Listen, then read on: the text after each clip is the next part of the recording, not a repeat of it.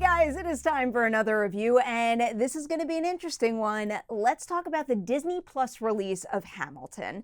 Some very important things to note about this one up top. First, I am a Hamilton newcomer. I tried for quite a while to get affordable tickets.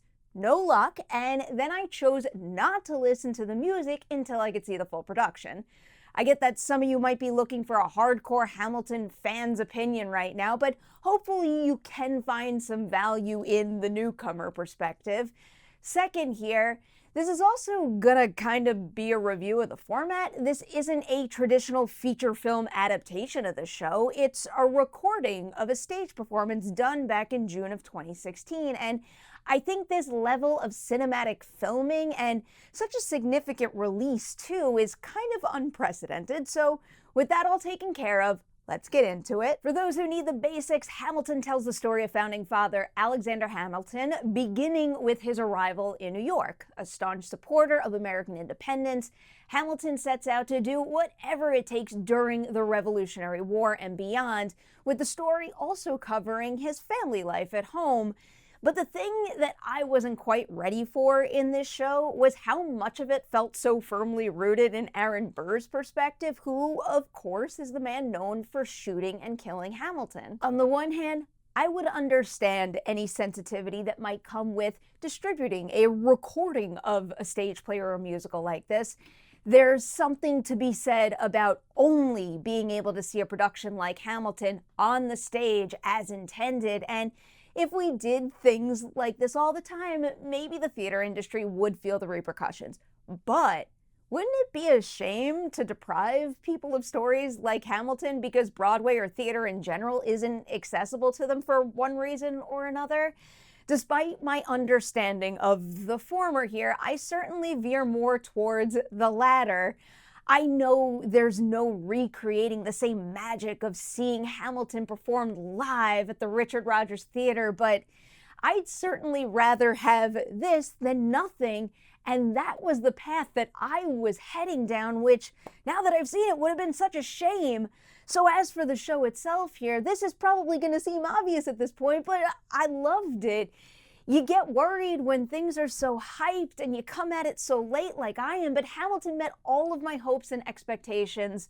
Just what a unique, powerful, and very high energy way of telling this story. I can't help but to think about how, as a young student, I didn't really love learning about history through super dry textbooks, but then I see a rendition of this story told through rap, hip hop, and then some, and not only do I find myself hanging on the characters' every word, but also connecting with those historical figures like never before, and wow, the performances here.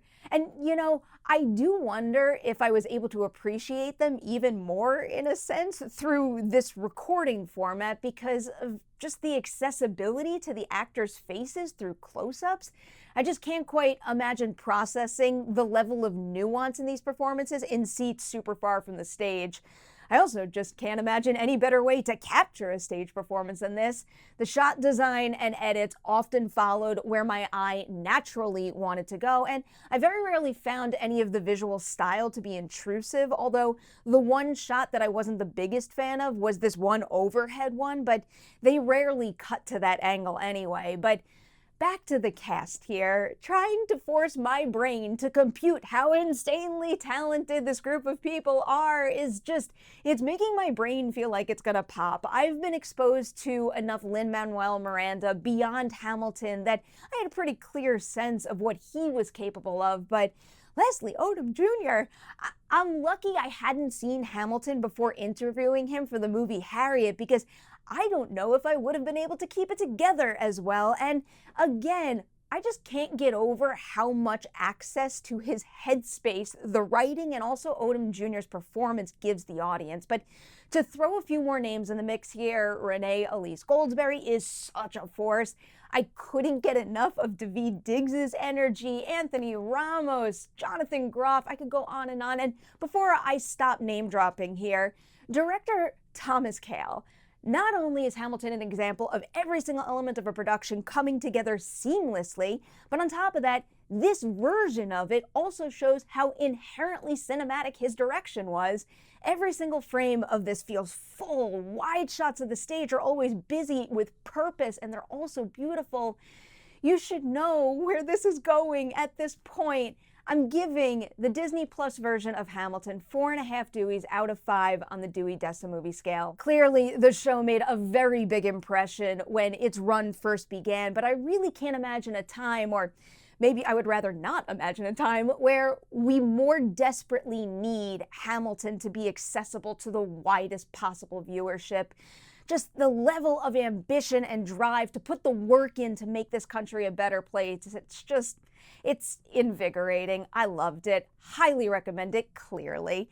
Thank you guys so much for watching this review of Disney Plus's Hamilton. If and when you check it out for yourself, and obviously I hope you do, hit the comment section below, share your thoughts right there. And before I say goodbye, I've got 6 Patreon shoutouts to give to Seth, Neil, Kavi, James, Carol, and Wessel, all longtime members of the Patreon team and Patreon community there.